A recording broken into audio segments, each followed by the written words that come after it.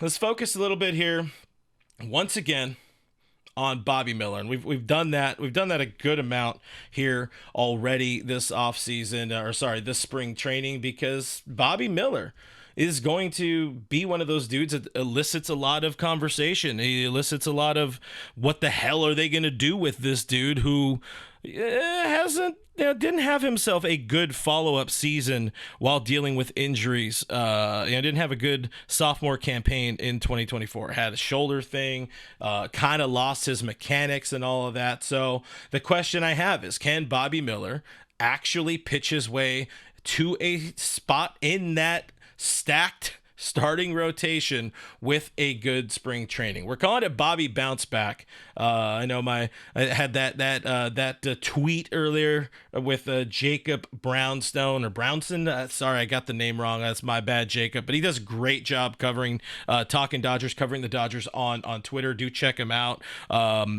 Even if I said it wrong, I apologize if I did. I forget. Listen, there's a lot of names out there in the world. But I had that conversation. Jacob did a great job also spotlighting, focusing on Bobby Miller and how he sees he could bounce back. So anyways, check that out. I'm not trying to promote this dude's stuff, but I still think it's good. But either way, Bobby bounced back. Like I said earlier today, Dave Roberts had a nice shout out for Bobby Miller. The quote was, Bobby is on the way back to reestablishing himself. Of course, Doc had more to say about Big Game Bob as we used to know him. So we're going to go ahead and hear from Dave about Bobby here, about Robert Miller, and then we'll come back and dissect it. And I'll share my thoughts on what Dave had to say. Actually, I don't want that up yet. But yeah, here we go. Here's Dave. With Bobby, what does he have to show you to kind of show that he's hit the reset button? Well, I think I want to see controlling of emotions. I want to see better execution of pitches. I want to see better sequencing and using his pitch mix the right way, which I think all those things weren't in sync last year. I do believe he's healthy with a lot of work on his part. And so I think if that's the case, good things are going to happen. Once again, a shout out there to Dodger Blue. If you guys want to check out the full media scrum today with Dave Roberts, do check out the video on Dodger Blue's YouTube channel. They do great stuff over there. Friends of the channel, of course, as you know. But I've seen some people read into what Dave said today on social media as Matty Man 5 Dodgers rooting for Bobby, and we all should be rooting for Bobby. We understand this team has a butt ton of talent, and having as much talent as they have only helps us out in the long run.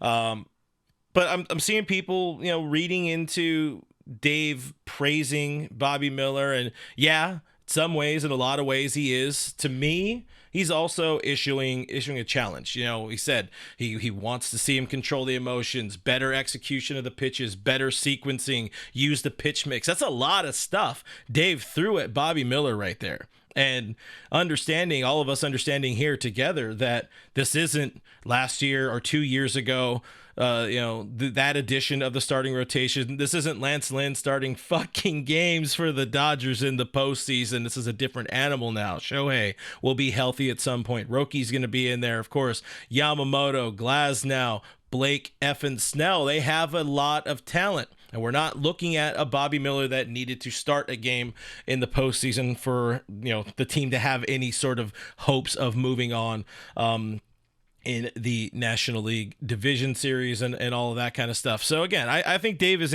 issuing a bit of a challenge here to Bobby Miller. Tighten it up. Tighten it the F up. Be healthy. Fix these problems, and maybe good things can happen this year. Worth noting or worth adding, Bobby did speak with reporters yesterday, a few different people saying, he felt great after his bullpen, saying he's feeling better than he ever was at any spring training he's been to. Yes, of course you're going to say that. Of course you're going to try to feel a certain way or give a certain sort of version of yourself to people. So maybe Dave Roberts, maybe the front office sees it and you're saying, hey, we're feeling good, I'm ready. Jay Farrell, I like that. The doc translation being grow up kid, and that's what he's trying to do. And I don't know. I mean, I don't know if you guys have watched a lot of the Bobby Miller interviews.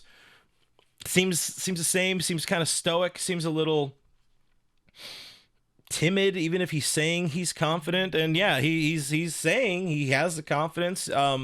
He's feeling good about where he's at this point in the spring, which is fine. This is what he should. He felt great after his first bullpen, feeling good, like I said. Feeling better than he ever has in a spring training, like he said. Working on the body, working on the mechanics, which got both out of whack last year. And he feels that he's primed for success. And the quote was, in a great spot to earn that final spot on this stacked, or in this stacked starting rotation. So let's talk about that. Underdog Fantasy, that is right. It's the easiest place to play all your fantasy sports, and it's now proudly helping support us here at the All Dodgers podcast. If you want to make some picks like I do, if you want to make some picks on your favorite sports, Underdog Fantasy offers a unique approach to fantasy sports with a simple pick'em style format. So it's pretty dang easy. Even I was able to figure it out. I've said it. We're getting closer to the season. I'm looking forward to playing with fans here on the channel. Hopefully we can find a way to all work together and have some fun looking at Dodgers games and all that, baseball stuff throughout the season. But anyways, here's how it works. Let me get to the point here. You go higher or lower. You pick higher or lower on between 2 or 8 players, and you can win up to 325 times your entry. On the screen there, it says 100x. No, on this show, with my promo code ALLDODGERS, all one word, you get 325 times your entry. You got to use that promo code ALLDODGERS. New users get a free pick and up to $1,000 in bonus cash, which is just as good as money. There's still time as of now to get your regular season plays and predictions in before opening day. So check that out. I've said it. I'm going to be making mine soon. We're going to do it as a group together on the All Dodgers Discord. So if you want to check that out, join the Discord. Links and information are down in the description below. But I'll tell you, sign up at UnderdogFantasy.com today. Download the app or just click the link that is also in the description below. Use that promo code ALLDODGERS. If you click the link, the promo code is just automatically in there. If you click the link either way and you don't sign up, it helps me out with the network or for the network. But if you use that promo code, you sign up, you get a free pick and up to $1,000 in bonus cash. Again, links in the description. Thank you to Underdog. Thank you guys for hearing me out. And let's go ahead and get back into it.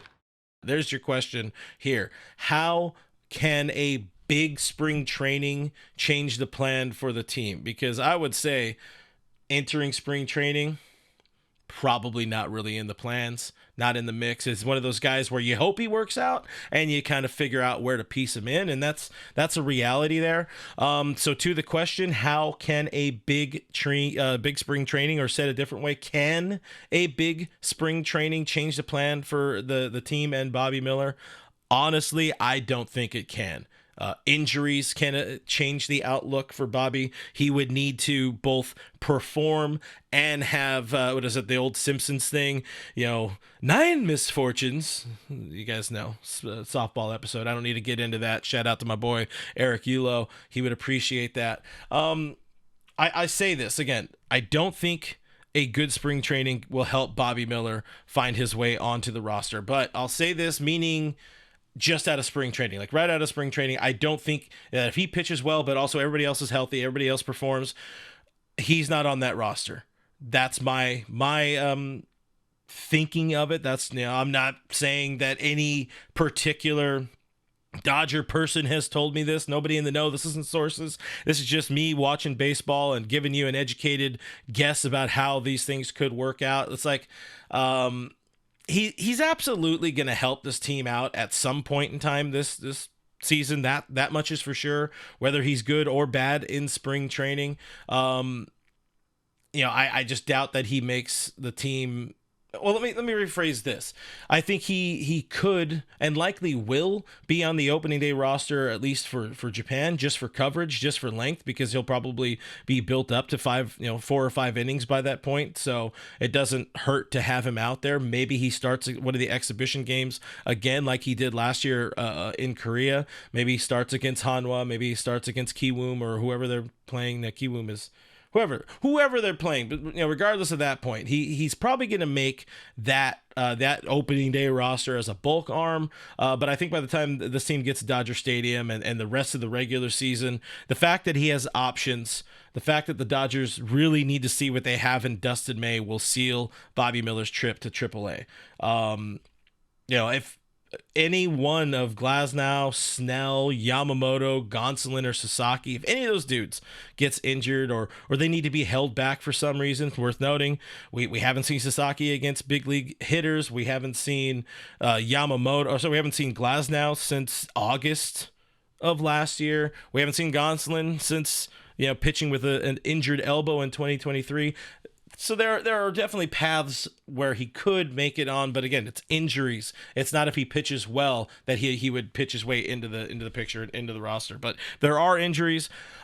He's 100% going to be the first guy that gets a call. That's my thoughts. That's my opinions on that. Kevin Uhas, our friend Kevin Uhas with the $10 super chat. Thank you very much, Kevin. Says, I was upset with Bobby Miller last year when I heard him say he shook off Will Smith a handful of times. He needs to learn to be a pitcher and not a thrower. You know what's funny is, with that in mind, Bobby, when he made his debut, what was it, in Atlanta? Great game. I think it was 6 shutty or something like that against the Braves. Something. It was this very solid debut start. And one of the things he had told Kirsten, he told media, was I didn't shake off Will Smith once. I just went with the game plan, and now kind of reading Kevin Uhas's frustration there. If he's not able to get on the same page, and that goes back to what Dave Roberts said, the better execution of pitches, better sequencing in his throws, and better use of the pitch mix. That comes from this team and the game plan. That comes from Will Smith and his game planning and what fingers he's putting down, or more so, what buttons he is pushing on pitch comm. So yeah, Bobby got to grow up a little bit, as somebody else said in the chat as well. You got to get Bobby, if he's going to be a factor for this team and not just a body, not just a fill-in piece, he's got to put it all together. This is the year.